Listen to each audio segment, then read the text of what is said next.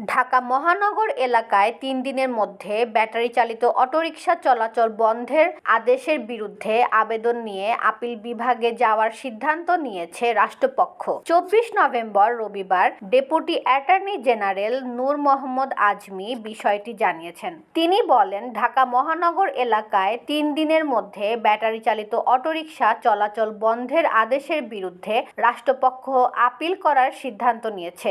আবেদনের প্রস্তুতি চলছে। এর আগে ঢাকা মহানগর এলাকায় ৩ দিনের মধ্যে ব্যাটারি চালিত অটোরিকশা চলাচল বন্ধের নির্দেশ দিয়েছেন হাইকোর্ট। একই সঙ্গে ঢাকা মহানগর এলাকায় ব্যাটারি চালিত রিকশা চলাচল বন্ধে কর্তৃপক্ষের নিষ্ক্রিয়তা কেন বেআইনি হবে না তা জানতে রুল জারি করেছেন আদালত।